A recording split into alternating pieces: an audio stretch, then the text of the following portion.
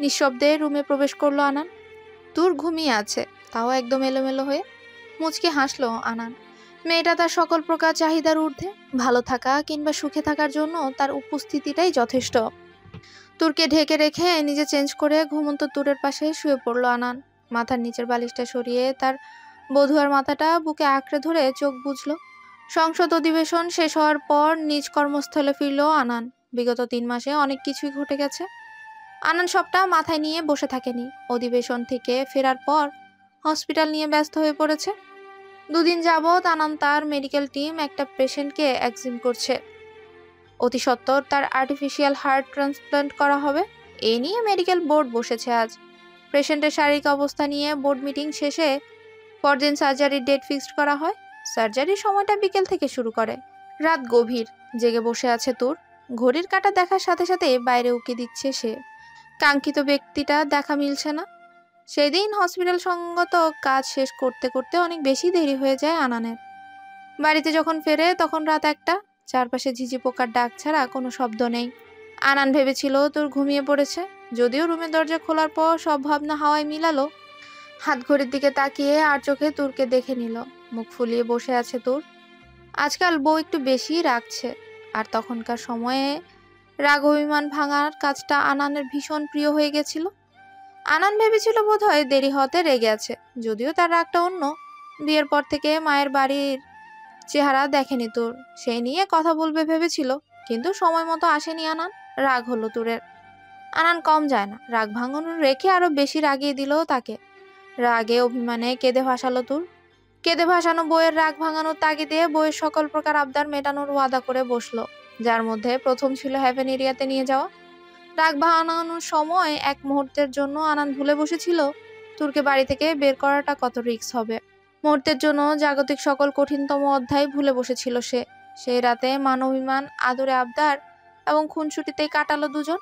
সেই রাতের পর বিদঘুটে দিনের গুলুর শুরু হয়। রাতের শেষ তৃতীয়াংশ। স্টাডি রুমে বসে আছেন হুসাইব। তুরের ছবিগুলো খুঁটিয়ে খুঁটিয়ে দেখছে সে। ইতিমধ্যে চোখ দুটো ঈষৎ লাল হয়ে উঠেছে। টেনে নিঃশ্বাস নিয়ে ছবিগুলো গুছিয়ে রাখলো। বুকের ভেতরটা ক্রমশ ভারী হয়ে উঠছে। ভাগ্যের পরিহাস এত নির্মম হবে ভাবেনি। স্নেহ আর ভালোবাসার মতো সবচেয়ে সুন্দর অনুভূতিগুলো বেদনাদায়ক হয়ে উঠেছে। দেয়ালে টানানো বাবার ছবিখানা দেখে দীর্ঘশ্বাস ফেলল নুসাইব। ছবিখানা দেখে বেঁচে থাকাটা যেন দুষ্কর হয়ে উঠেছে। নিঃশ্বাস ত্যাগ করলেই যেন শান্তি হবে। কারণে অকারণে নিষেধে বা বারণে তোমার নামে যত জোছনা নিলাম, নিয়মে অনিয়মে দহনে বা ধারণে আমায় নিখোঁজ ভাবো বা পাশেই ছিলাম। চোখে জল নাকি নিয়ে গেল জোনাকি কেন, আমি পথে একা দাঁড়িয়ে আলোদের পিয়নে সোডিয়াম নিয়নে যেন সবই কোথায় হারিয়ে আমি তোমার দ্বিধায় বাঁচি, তোমার দ্বিধায় পুড়ে যাই। এমন দ্বিধার পৃথিবীতে তোমায় চেয়েছি পুরোটাই, আমি তোমার স্বপ্নে বাঁচি, তোমার স্বপ্নে পুড়ে যাই। এমন সাধের পৃথিবীতে তোমায় চেয়েছি পুরোটাই, পুরোটাই। বিদঘুটে দিনের শুরুটা একটু বেশি সুন্দর ছিল। আবছা শীত হলেও ঝলমলে রোদ দিয়ে সকালটা শুরু হয়। সকাল 10টায় তুরকে নিয়ে বেরিয়ে পড়লো আনান। তুরের মধ্যে কত রকমের প্ল্যান প্রোগ্রাম করে ফেলেছে হিসেব নেই। আনান বরাবরই তুরের মুখের দিকে তাকিয়ে আছে। চেহারার আদল থেকে হাসি যেন সরছেই না। খুশিতে চোখ দুটো চিকচিক করছে। এতদিন পর বাড়ি ফিরছে, খুশিতে হওয়ারই কথা। হিজাব টেনে টুনে ঠিক করে আঙ্গুল গুনে গুনে আনানকে বলছে কি কি করবে। সব শোনার পর স্বভাব সুলভ মুচকি হাসলো আনান। তুরের মাথায় হাত বুলিয়ে তুরের দুহাত নিজের হাতের মুঠোয় নিয়ে বলল, 1000 প্ল্যান করো, সমস্যা নেই। মনে রেখো সময় সন্ধ্যা পর্যন্ত, এরপর বাড়ি ফিরতে হবে। কোনো প্রকার টালবাহানা চলবে না। আমি গাড়ি পাঠাবো, লক্ষ্মী বউয়ের মতো গাড়িতে উঠে বসবে, ওকে? তুর ঘন ঘন মাথা নেড়ে বলল। বুঝলাম। আনান পাশ থেকে ছোট্ট একটা শপিং ব্যাগ থেকে দুটো ঘড়ি বের করলো। একটা ঘড়ি তুরের হাতে পরিয়ে দিতে দিতে বলল, এটা তোমার জন্য, খবরদার হাত থেকে খুলবে না। তুর ড্যাব ড্যাব করে তাকিয়ে আছে। আনান তুরের কপালে আলতো করে টোকা দিয়ে বলল, একদম এইভাবে তাকাবে না, যা বলেছি তা যেন মনে থাকে। যাচ্ছ ভালো কথা, কোনো প্রকার দুষ্টুমি করবে না, সাবধানে থাকবে। যতক্ষণ না গাড়ি পাঠাবো ততক্ষণ গেট ক্রস করবে না। আম্মা আর তোমার স্টিলের কেতলি সাথে থাকবে, ওদের দুজনকে আসতে বলে দিয়েছি। আনানের শেষের কথায় ফিক করে হেসে উঠল তুর। তুর কখনো কল্পনাও করেনি আনান ক্যাথি স্টেলাকে তার মতো করে স্টিলের ক্যাথলি ডাকবে। আনান নিজের বলা কথায় নিজেই বেকুব বনে গেল। তুর মুখ টিপে হেসে বলল, আপনি আসবেন না? না, বিকেলে একটা সার্জারি আছে, ওটা শেষ হলে তবে বাড়ি ফিরবো। তুর মাথা নেড়ে বলল, ঠিক আছে। আধ ঘন্টা লেগেছে পৌঁছাতে। আনানের গাড়ির পেছনে দুটো গাড়ি, একটার মধ্যে মোহিত, অন্যটাতে আকিল। বিয়ের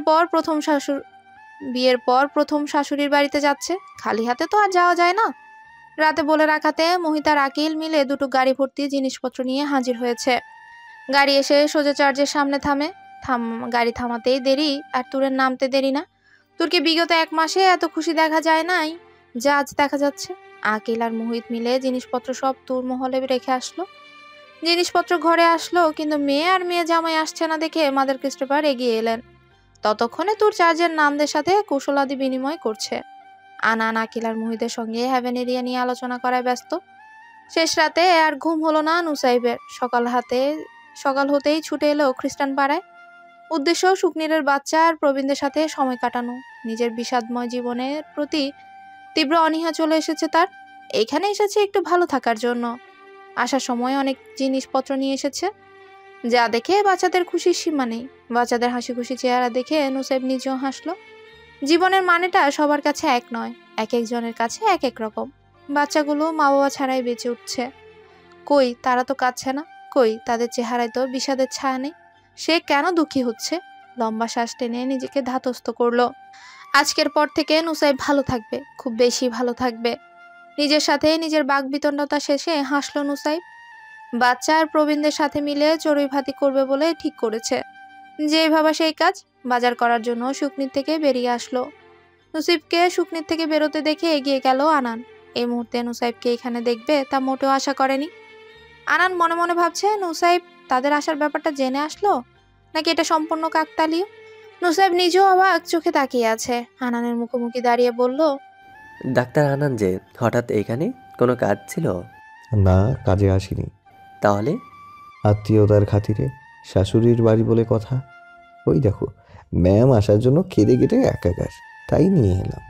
নুসাইব তুরের দিকে এক পলক তাকিয়ে চোখ ফিরিয়ে বলল, তুর্কি এই মুহূর্তে আনাটা মোটো উচিত হয়নি, অন্তত হ্যাভেন এরিয়াতে। ডাক্তার আনান, আপনি ভালো করেই জানেন জ্বর আসার পূর্বের পরিবেশ একটু বেশি শান্ত থাকে। খেয়াল করলে বিগত 1 মাসের কথা ভেবে দেখুন, তারা হয়তো আপনার একটা ভুলের অপেক্ষায় আছে। আনানের দৃষ্টি নুসাইবে সীমাবদ্ধ। আনান মুচকি হেসে বলল, আজকে ফ্রি আছো? হসপিটালে কোনো কাজ আছে? কোনো সার্জারি পারফর্ম করতে হবে? আনানের কথায় নুসাইব ভ্রু জোড়া গুটিয়ে বলল, না, আজ হসপিটাল থেকে লিভ নিয়েছি, কিন্তু হঠাৎ এই প্রশ্ন কেন? কোনো প্ল্যান না থাকলে আজ এইখানে সময় কাটাও। তুর্কে রেখে যাচ্ছি, যত গার্ড থাকুক না কেন, তুমি থাকলে একটু বেশি নিশ্চিন্তে থাকবো। হাসল নুসাইব, বলল, এই প্রথম কাউকে দেখছি যে এমন এক ব্যক্তি তার বউয়ের পাহারায় রাখছে যে তার বউকে ভালোবাসে। আনান নিজেও মুচকি হেসে বলল, ভালোবাসো দেখেই তো থাকতে বলছি। দেখো নুসাইব, আমি ওইসব ব্যক্তির মধ্যে পড়ি না যারা বউকে অন্য কেউ ভালোবাসে শোনার পর জ্বলে পুড়ে একাকার হবে, এমনকি এই নিয়ে বউয়ের সাথে ঝগড়া করবে। আমি জানি আমার বউ কেমন, আমাকে কতটা ভালোবাসে। তাছাড়া এটা স্বাভাবিক ব্যাপার, যেহেতু আমি এমন একটা মেয়েকে বিয়ে করেছি যে সবার ভালোবাসা পাওয়ার যোগ্যতা রাখে, সেখানে সবাই তাকে ভালোবাসবেই। এখানে আমার সো কল্ড জেলাসি বা শত্রুতা দেখিয়ে লাভ নেই। আমি এও জানি, আমার অনুপস্থিতিতে যদি কেউ তুর্কে আগলে রাখে তবে সেটা তুমি।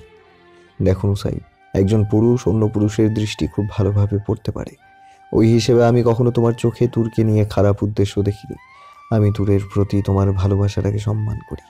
তাছাড়া এখানে মাদার ক্রিস্টোফার ছাড়া তুমি দ্বিতীয় ব্যক্তি থাকবে যে নিজের চিন্তা না করলেও তুরের চিন্তা ঠিকই করবে। এই ব্যাপারে আমার মনে হয় না আমি ভুল। নুসাইব দৃষ্টি স্থির করে তাকিয়ে আছে। আনানের কথাগুলো শুনে ক্রমশ অবাক হচ্ছে সে। নুসাইবের মতে হয়তো আনান তার দেখা শ্রেষ্ঠ পুরুষ। নুসাইব হাত ভেজা চোখে বারবার পলক ফেলে বলল, ঠিক আছে, আমি দেখে রাখবো।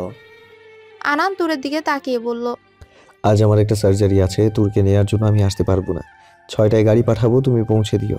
বাকি ফোনে কথা হবে। নুসাইব বুক ফুলিয়ে শ্বাস নিয়ে বলল। ঠিক আছে, আমি সব সময় মেসেজ পাঠাবো। দাঁড়ালো না আনান। মাদার ক্রিস্টোফারের সাথে কুশলাদি বিনিময়ের পরই বেরিয়ে পড়ল। নুসাইব নিজেও বাজারের উদ্দেশ্যে রওনা দেয়। অন্যদিকে ক্যাথি স্টেলাকে পুরো হ্যাভেন এরিয়ায় চষে বেড়াচ্ছে তুর। মাদার ক্রিস্টোফার 5টা মিনিট তুরকে পাশে বসিয়ে রাখতে পারেননি। নাস্তার প্লেট নিয়ে মেয়ের পেছন পেছন ছুটছে অনেকক্ষণ। পরে হাল ছেড়ে দিয়ে ক্লাস নিতে চলে গেছেন। শুকনিরে গিয়ে নুসাইবের সাথে দূরের দেখা। তুর নির্দ্বিধায় গল্প জুড়ে দিয়েছে। সব গল্পে স্টেলা মধ্যমণি। শুকনিরের বাচ্চা থেকে শুরু করে প্রবীণরা তুরকে দেখে খুশিতে আত্মহারা। সবার মাঝে যেন ঈদ লেগেছে। হৈ হৈ করে রান্নার কাজে যোগ দিয়েছে সবাই। আনান শুকনিরে বাচ্চা আর বয়োজ্যেষ্ঠদের দেখাশোনার জন্য অনেক লোক রেখেছে। তুর সবাইকে আজ কর্মবিরতি দিয়ে দিয়েছে। সবাই এখন নিজেদের কাজ ফেলে চড়ুই ভাতি করছে। তুর যাওয়ার পর শুকনিরে এমন পরিবেশ দেখা বিরল হয়ে পড়েছে। প্রবীণরা বড় নাতনিকে ঘিরে বসে আছে। বেশ আগ্রহ নিয়ে তার থেকে তার সংসারের বার্তালাপ শুনছে। তুরও বেশ মজা মজা করে কাহিনী বলছে। তার মধ্যে নবাব সিরাজউদ্দৌলা আর জ্যোতির কাহিনীটাও বেশি দূর থেকে তাকিয়ে মুচকে হাসলো নুসাইব। ভালোবাসার মানুষটিকে চোখে দেখারও একটা আলাদা শান্তি আছে। হোক না সে অন্য কারো, তাতে কি। নুসাইবের নিজস্ব জগতে তুর শুধু একান্তই তার, যেখানে অন্য কেউ নেই, অন্য কারো অধিকার নেই। পুরো দিন হই হুল্লোড়ে করেই কাটলো। এর মধ্যে আনান কতবার যে কল দিয়ে তুরের খোঁজ নিয়েছে হিসেব নেই। প্রতিবার কল দেখে মুচকি হাসলো নুসাইব। তার ভালোবাসাকে আরো গভীরভাবে ভালোবাসার লোক আছে। বিকেলে গরম গরম চায়ের সাথে গানের আসর বসেছিল, যেখানে তুর মধ্যমণি। সেই আসর ভাঙলো গাড়ির হর্নের শব্দে। আনানের কথা মতো ঠিক 6টায় গাড়ি এসেছে। লম্বা এক বিদায়ের পালা শেষ করে গাড়িতে উঠে বসলো তুর। মেয়ের সাথে মেয়ের পছন্দের সব খাবার দাবার দিতে ভুললো না মাদার ক্রিস্টোফার। আনানকে মেসেজ পাঠিয়ে গাড়িতে উঠলো নুসাইব। তার সাথে নাবিদকে তাদের লোকেশন পাঠিয়ে দিল। অন্যদিকে পেশেন্টের শারীরিক অবস্থা অবনতি হওয়ার কারণে সার্জারির সময়টা পেছানো হয়েছে। আনান কেবল পেশেন্টকে চেক করে নিজের কেবিনে এসে বসে। ঘড়িতে সময় তখন 7টা। তুরকে কল দিতে নিয়েও দিল না। তুরের ঘড়িটাতে নাবিদকে দিয়ে একটা ট্রেকিং ডিভাইস লাগানো হয়েছে। আনান সেখানে তুরের লোকেশন দেখে ভ্রুজোড়া গুটিয়ে ফেলে। লোকেশন অনুযায়ী তুরের গাড়িটা বাড়ির রাস্তার উল্টো দিকে যাচ্ছে। তৎক্ষণাৎ বুকের ভেতরটা মোচড় দিয়ে উঠল। আনান নুসাইবের ফোনে কল দেয়। যতবারই কল দিচ্ছে ততবারই আনরিচেবল বলছে। পরে তুরের নাম্বারে কল দেয়, সেখানেও একই অবস্থা। চারদিকে বিদঘুটে অন্ধকার। গাড়ির ব্রেক সিটে হাত পা বাঁধা অবস্থায় নিস্তেজ হয়ে পড়ে আছে তুর। মুখে সেলোটিপ দিয়ে আটকানো। তার পাশেই পড়ে আছে নুসাইব। তারও হাত পা বেঁধে রাখা হয়েছে, মুখে সেলোটেপ, আর মাথাটা কালো কাপড় দিয়ে ঢেকে রাখা। সময়টা কারোর জন্য বিষাদের হলেও কারোর জন্য সময়টা একটু বেশি উচ্ছ্বাসে। এক ঢিলে 2 পাখি মারার আনন্দটা লুফে নেওয়ার জন্য তাদের তর সইছে না। বিদঘুটে অন্ধকারে শহর থেকে প্রায় মাইল খানেক দূরত্বে একটা ফার্ম হাউসে এসে থামলো গাড়িটা। 4 জন লোক মিলে ধরাধরি করে নামিয়ে আনলো নুসাইব আর তুরকে। ফার্ম হাউসটা নতুন না হলে এর ভেতরে কোনো প্রকার আসবাবপত্র নেই। পুরো লিভিং রুম জুড়ে শুধুমাত্র 2টো কাঠের চেয়ার। বাড়ির মেঝে আর দেয়াল ধবধবে সাদা, অন্য রঙের ছিটে ফোটাও নেই বললেই চলে। এত বড় রুমে শুধুমাত্র একটা লাইট বাল্ব, তাও তার আলোটা পুরো ঘরের অন্ধকার কাটাতে অক্ষম। তুর আর নুসাইবকে পাশাপাশি মেঝেতে ফেলে রাখা হয়েছে। ইতিমধ্যে তুরের জ্ঞান ফিরলেও নুসাইব এখনো অচেতন। তুরের চোখ জোড়া টলমল করছে। হঠাৎ কি থেকে কি হয়ে গেল ভাবতেই সিটিয়ে যাচ্ছে সে। হাত পা খোলার জন্য মোছড়ামুছড়ি শুরু করে দিয়েছে। মুখে সেলোটেপ লাগানোর দরুন চাইলেও কিছু বলতে পারছে না তুর। চারপাশে কালো পোশাকধারী লোকগুলো সবটাই দেখছে। তুর সবার দিকে তাকিয়ে ফিকরে কেঁদে উঠল। অসহায় চোখ জোড়া দেখেও কারো মনে দয়া মায়া কাজ করলো না। জাগার কথাও না, তাদের কারো চোখে বিন্দু পরিমাণ দয়া মায়ের নেই, সবাই যেন মনুষ্যত্বহীন। তখন দরজার কড়া নড়ল, বাহির থেকে আওয়াজ পেয়ে দুজন হড়বড়িয়ে গিয়ে দরজা খুলে দিল। এর মধ্যেই নুসাইব নড়ে চড়ে উঠল, মুখ বাঁধা, তার উপর কালো কাপড়ে আবরণ থাকায় সামনে সবটাই অন্ধকার দেখছে। নুসাইবের নড়চড় দেখে তুরের মধ্যে যেন প্রাণ ফিরে এলো। নুসাইব হাত পা খোলার জন্য অনবরত চেষ্টা করে যাচ্ছে, যা দেখে উচ্চস্বরে হেসে উঠল দুজন।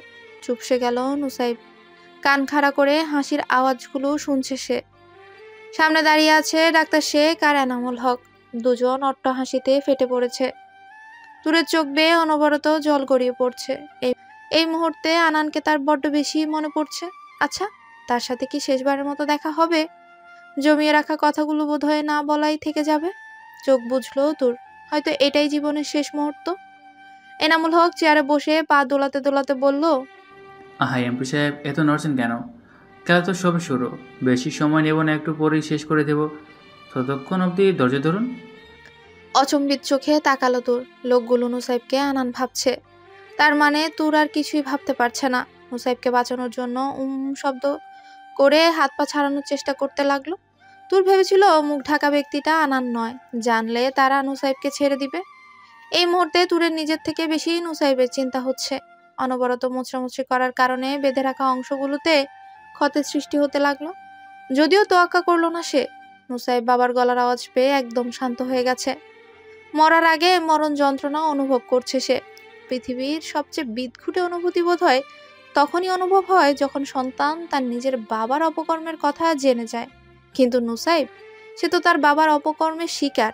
বুকের ভেতর তীব্র ব্যথা অনুভূতি হচ্ছে। মাথার প্রতিটা রগ যেন ফুলে ফেপে উঠেছে, মনে হচ্ছে এক্ষুনি ফেটে যাবে। নুসাইব মুহূর্তেই ভয়ঙ্কর এক সিদ্ধান্ত নিয়ে ফেলল। অন্য চেয়ারে বসে আছে ডাক্তার শেখ, পাশে থাকা কালো পোশাকধারী লোকদের ইশারা করে। তার মধ্যে একজন এগিয়ে এসে ছুরি হাতে ধরিয়ে দেয়।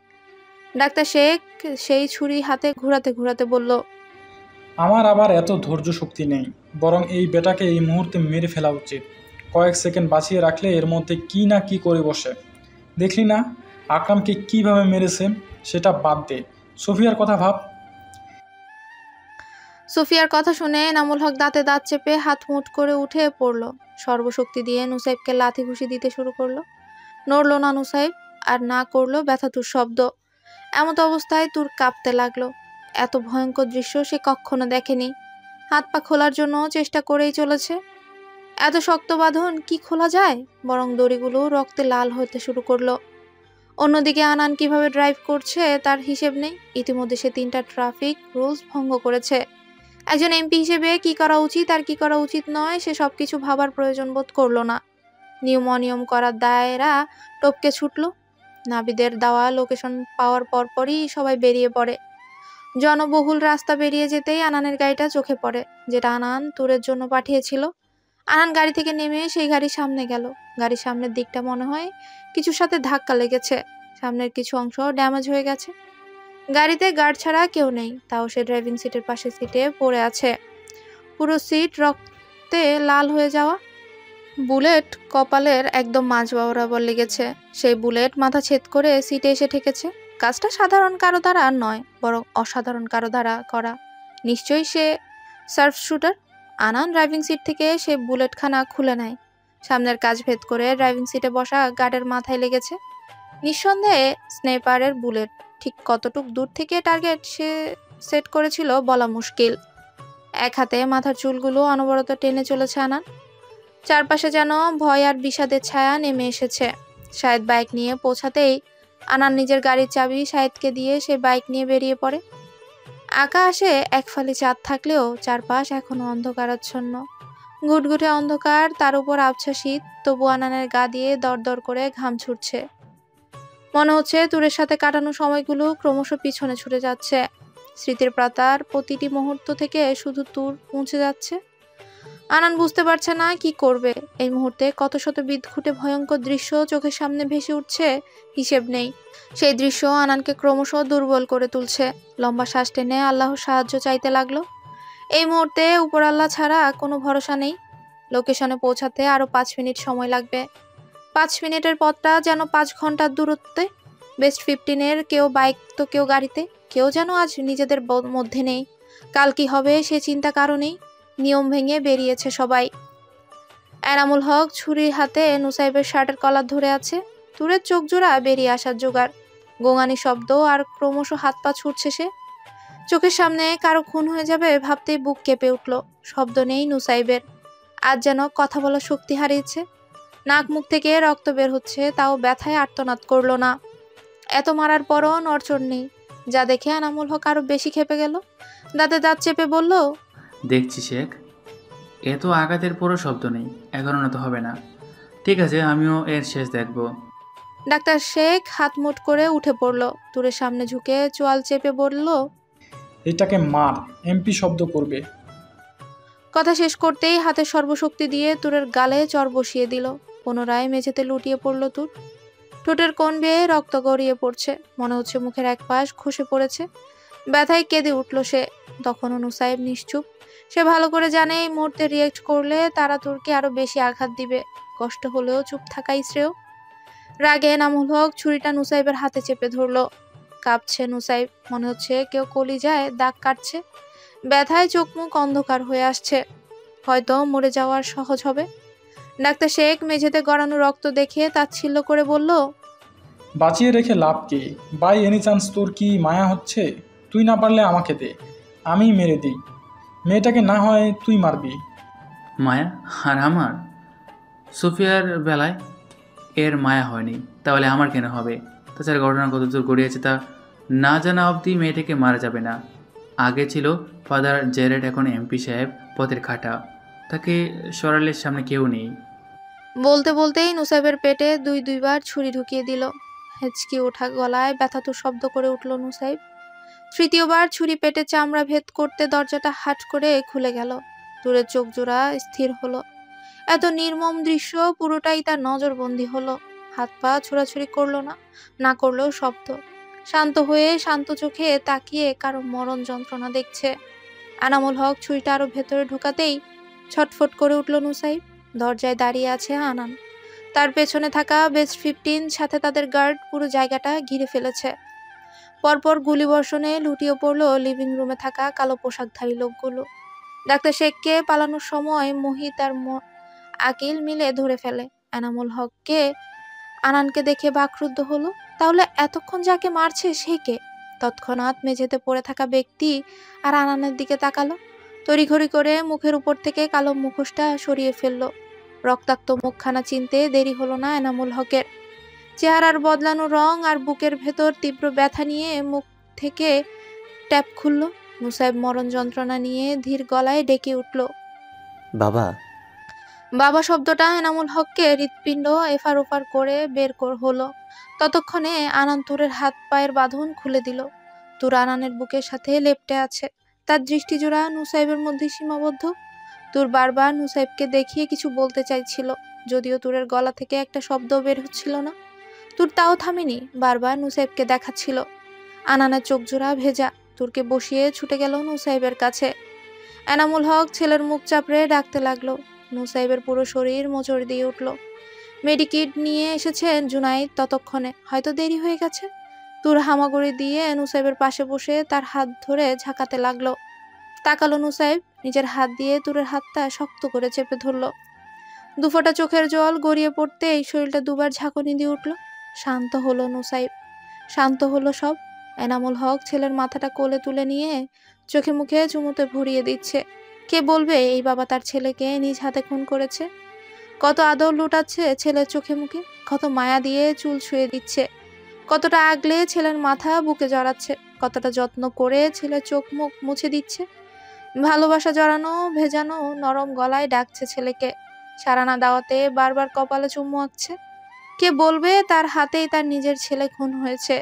এত আদর, এত মায়া, এত ভালোবাসা, এত যত্ন, কে বলবে সে নিজের ছেলেকে খুন করেছে? নুসাইবের মৃত্যুটা কেউ আশা করেনি, না করেছে বেস্ট 15, না করেছে আনান। সবাই হতভম্ব হয়ে গেছিল। এনামুল হক ছেলেকে বুকের সাথে জড়িয়ে ধরে বসে আছে। কিছুক্ষণ পরপর ছেলেকে আদর করে ডাকছে। এনামুল হককে মোটেও স্বাভাবিক লাগছে না। তুর নুসাইবের হাত ধরে বসে আছে। তার দৃষ্টি স্থির, চোখের পলক অবধি ফেলছে না। ইতিমধ্যে আনানের লোকজন লাশগুলো সরাতে ব্যস্ত। পুরো জায়গা আগের মতো করার পর তবেই সাদাব তার টিম নিয়ে আসবে। আনান চোখ মুছে তপ্ত নিঃশ্বাস ফেললো। তুরকে ওভাবে বসে থাকতে দেখে তুরের হাতখানা নুসাইবের হাত থেকে ছাড়িয়ে নিল। এর কিছুক্ষণ পর নুসাইবের পাশেই লুটিয়ে পড়ল তুর। আনান কি করবে বুঝতে পারছে না। তাড়াতাড়ি করে পাজা কোলে তুলে নিয়ে বেরিয়ে পড়ে। প্রায় রাত 11টায় পুলিশ এসে এনামুল হককে অ্যারেস্ট করে।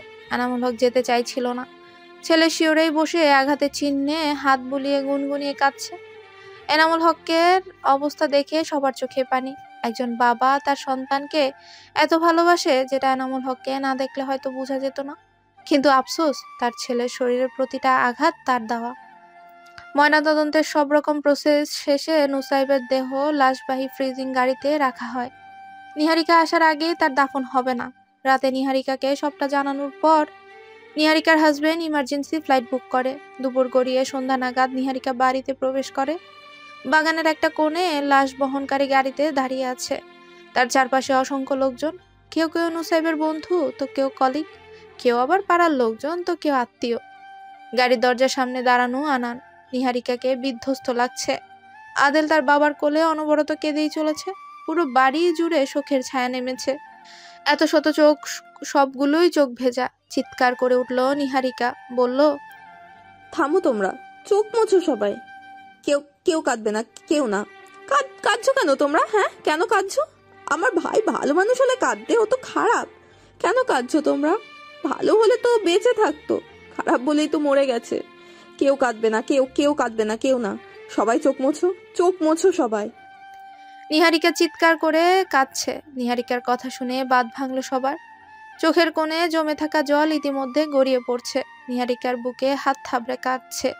লাশবাহী গাড়ি থেকে নামিয়ে খাটিয়াতে শোয়ানো হলো। তখনই এনামুল হককে আনা হয় বাড়িতে, ছেলের জানাজা আর দাফনের জন্য। হ্যান্ডকাপ লাগানো অবস্থায় গাড়ি থেকে নামালো তাকে। নিহারিকা এনামুল হককে দেখে খাটিয়ার সামনে দাঁড়িয়ে বলল, খবরদার বলছি, তুমি আমার ভাইয়ের খাটিয়াতে হাত দেবে না। খবরদার হাত দেবে না। ওর গায়ের প্রতিটা আঘাত তোমার দেওয়া, তুমি ওর খাটিয়াতে হাত দেবে না। দোহাই লাগে, তুমি ওর খাটিয়াতে হাত দেবে না। চলে যাও তুমি, তুমি তুমি তুমি চলে যাও। আমি তোমাকে মেরে দেবো, কিন্তু তুমি চলে যাও। নিহারিকা উম্মাদের মতো আশেপাশে কি যেন খুঁজছে। এনামুল হক স্তব্ধ চোখে নুসাইবের খাটিয়া দেখছে। তার মুখে কোনো শব্দ নেই, আজ তার চোখ কথা বলছে।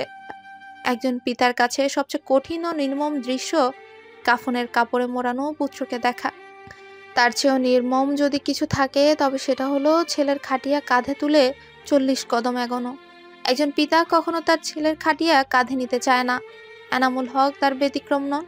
মানুষ হিসেবে খারাপ হলেও পিতা হিসেবে এনামুল হক কখনোই খারাপ ছিলেন না। নিহারিকা ইটের টুকরো কুড়িয়ে নিয়ে ডুকরে কেঁদে বলল, আমি কিন্তু তোমাকে মেরে দেবো। তুমি চলে যাও। তুমি আমার ভাইকে ধরবে না। তুমি ধরলে ভাই ব্যথা পাবে, ওর কষ্ট হবে। তুমি ধরবে না ওকে।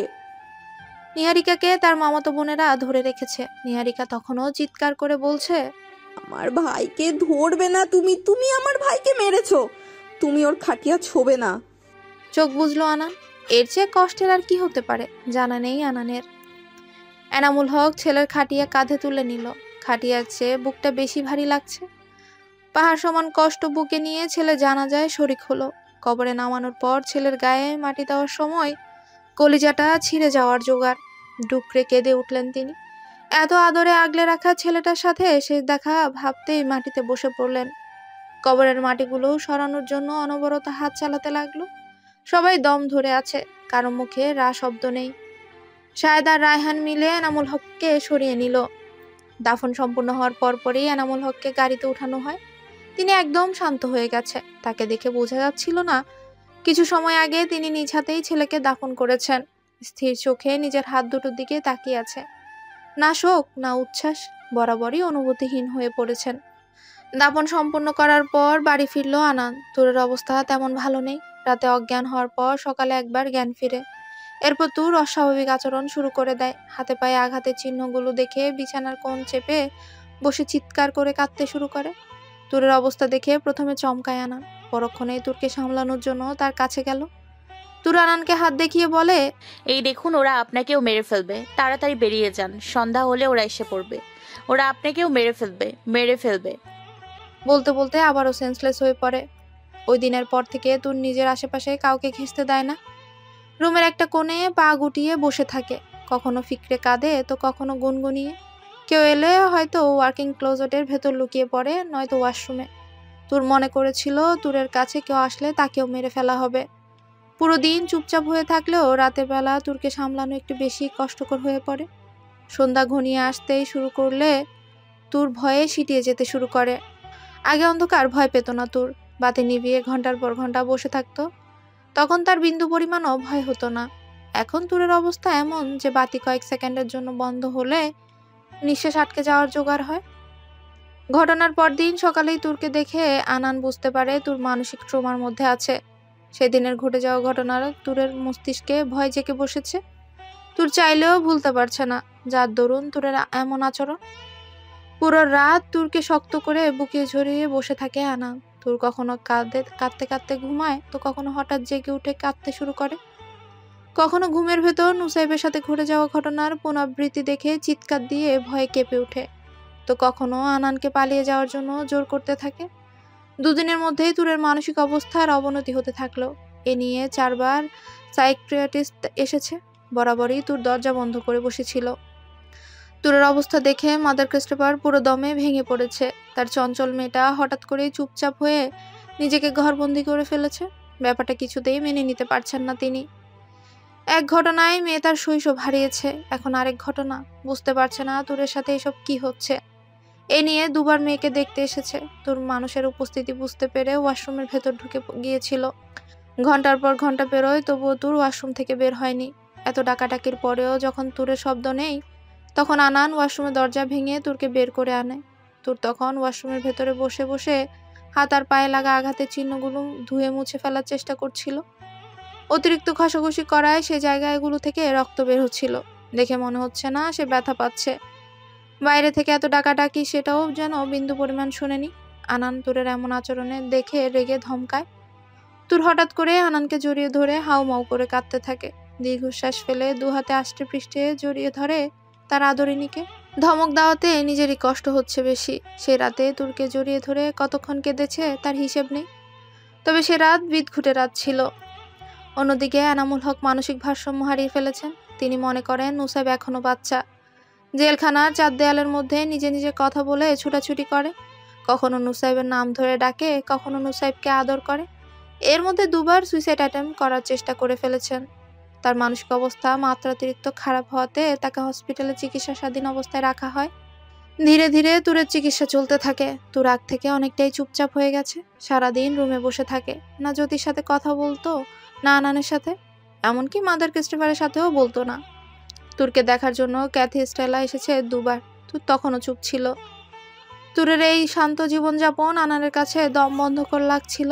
যার চঞ্চল স্বভাব আনানের খুব বেশি প্রিয়, সে এখন শান্ত। আনানকে দেখলে তাকিয়ে থাকে, জিজ্ঞেস করলে হ্যাঁ বা না করে উত্তর দেয়। তুরের খাওয়া থেকে শুরু করে চুল আঁচড়ানো এবং রাতে ঘুম অবধি পুরোটাই আনানের দায়িত্ব। তুরের যত্নে কোনো কমতি রাখেনি আনান। তুর পুরোপুরি আনানের উপর নির্ভরশীল। আনান যেন ধৈর্য পরীক্ষা দিচ্ছে। এক একটা সেকেন্ড, এক একটা মিনিট, এক একটা ঘন্টা যেন উপরওয়ালা ধৈর্য পরীক্ষা নিচ্ছে। কেটে গেল বিদঘুটে 6টা মাস। সেই 6 মাস আনানের কাছে 6 বছরের মতো মনে হয়েছে।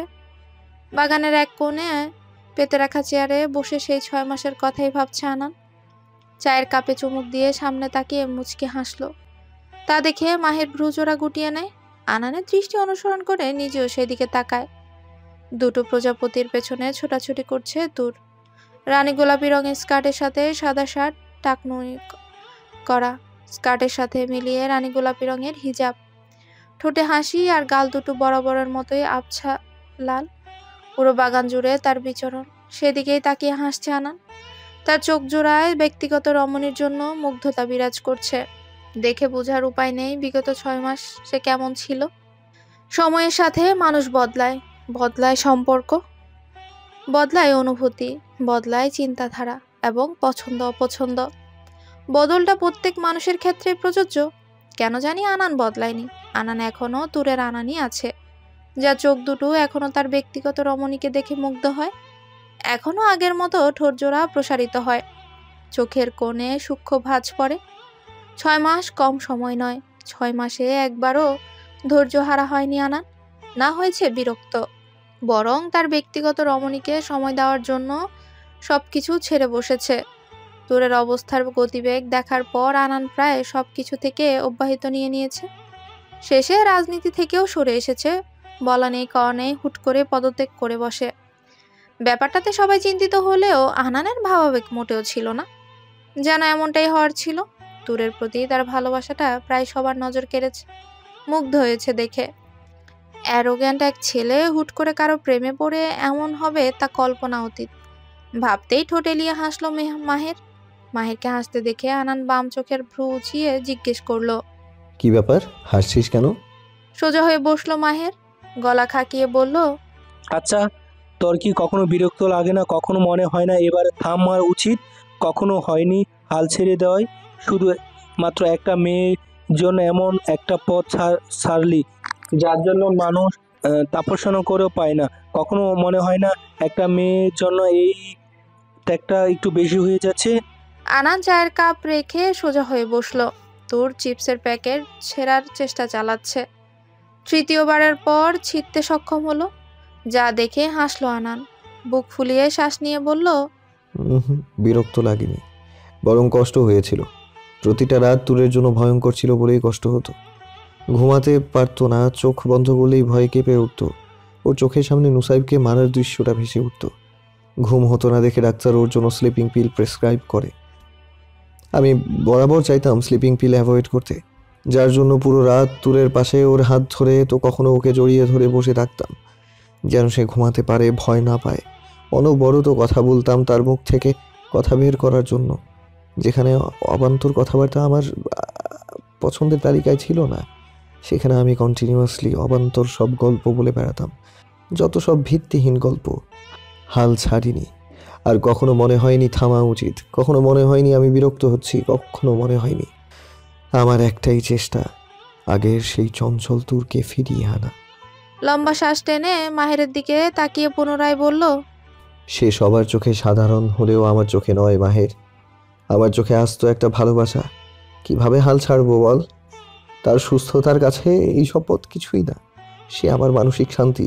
যেখানে আমি দুদণ্ড সুখ কুড়াই, তাহলে সে সাধারণ কিভাবে? তার তুলনায় এই পদ কিছুই না। ভেবে দেখ, একটা মানুষ মানসিকভাবে ঠিক না থাকলে সে জনগণের সেবা করবে কিভাবে? তাছাড়া যেখানে আমার ঘরটা এলোমেলো, সেখানে আমি অন্যের ঘর গোছাবো কি করে? তোরা ভাবিস আমি মাল্টিটাস্কার, সেটা মোটেও নয়। একজন মানুষ কখনোই এক সময়ে দুটো কাজ একসাথে করতে পারে না। তাকে একটা সামলে অন্যটা করতে হয়। তাছাড়া আমার কোনো সুপার পাওয়ার নেই। অনেক তো হলো, জীবনে অনেকগুলো বছর লাগাম ছাড়া বাউন্ডুলে হয়ে কাটিয়েছি। এখন মনে হচ্ছে আমার থামা উচিত, ছোট্ট একটা সংসার পাতা উচিত, সন্ধ্যায় ঘরে ফেরার তাড়া থাকা উচিত। আবার তাকে আগলে রাখা উচিত, উচিত নয়? মাহের অবিশ্বাস্য নজরে তাকিয়ে আনানের কথাগুলো শুনছে, যার মুখ থেকে তেতো বাক্য ছাড়া কিছুই বের হতো না। সে আজ আবেগী হয়ে কথা বলছে। মাহেরের মনে হচ্ছে সে স্বপ্ন দেখছে। মায়ের গলা খাকিয়ে বলল, এত ভালোবাসা? আনার নজর ঘুরিয়ে তুরের দিকে তাকিয়ে বলল, অনেক ভালোবাসা। হ্যাঁ, তাতে দেখতে পাচ্ছি। সংসার পেতে বাচ্চা কাচ্চা প্ল্যানিং করে ফেলেছি দেখছি। বাচ্চা কাচ্চা ওসব প্ল্যান এখন আমার নেই, সময় লাগবে। বাচ্চা ও আমার আগে দুনিয়া দেখুক। মায়ের ফোঁস করে নিঃশ্বাস ফেলল। এ ছেলে ভালো হবে না, জানি। তোকে ভালো করে চিনি। তুই তোর বোর বাগি বাচ্চা দিবি না বলে প্ল্যান বাদ দিচ্ছিস। মায়েরকে ভাবুক হতে দেখে আনান বলল, কি ব্যাপার, নিজের প্রেমিকার কথা মনে পড়লো নাকি? চোখ মুখ কুচকে ফেললো মাহের, মনে হচ্ছে মুখে তেতো কিছু পড়েছে। দিলি তো মুড খারাপ করে এই সময় এসব বলতে হয়? কেন, কি হলো? ব্রুজোরা গুটিয়ে নিল আনান, জিজ্ঞেস করলো, কেন, কি হলো? তুই তো ছেঁচড়া না, তাহলে মেয়ের ভাই সমস্যা করছে কেন? ছ্যাঁচড়া শুনে দাঁতে দাঁত চেপে তাকালো মাহের। রাগ লাগছে খুব। এই ছেলে সবসময় এইভাবে কথা বলে। শালা, তোর তো লাভ লাইফ সেট, কোনো তৃতীয় ব্যক্তি নেই। তুই কি বুঝবি, মাফিয়ার বাচ্চা? মনে মনে বলে চোখ বুঝে নিল। সামনে বলা সাহস কোশমিন কালেও হবে না। লম্বা শ্বাস টেনে বলল, তা নয়, ছেঁচড়া ব্যাপার নয়। ব্যাপার হচ্ছে প্রেমে 1 বছর পর পরিবারের লোকজনের সাথে দেখা করতে নিয়ে যায়। গিয়ে দেখি আমার পিয়েছে তার শ্বশুরের বড় ভাই, যাকে দিয়ে আমার প্রেমিকার জন্য সারপ্রাইজ প্ল্যান করতাম। সে আমার প্রেমিকার বড় ভাই। হার্ট অ্যাটাক হতে বেঁচে ফিরেছি।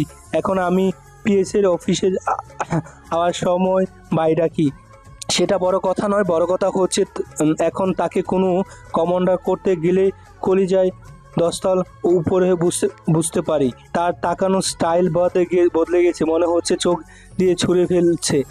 বাবা যায়, নিজের অফিসে এখন চুরের মতন বসবাস করছি। সব শোনার পর দম ফাটানো হাসিতে ফেটে পড়ল আনান। মাহেরের চোখ চিকচিক করছে, মনে হচ্ছে এক্ষুনি কেঁদে পুরো বাগান প্লাবিত করে ফেলবে। আনান কোনো রকম হাসি চাপিয়ে বলল, হ্যালো বন্ধুরা, পরবর্তী পার্ট খুব তাড়াতাড়ি আসবে, তো সবাই অপেক্ষায় থাকো। আর চ্যানেলটি যারা এখনো সাবস্ক্রাইব করোনি তারা পরবর্তী পার্ট দেখার জন্য চ্যানেলটি সাবস্ক্রাইব করে রেখো। ধন্যবাদ সবাইকে, আমাদের সাথেই থেকো।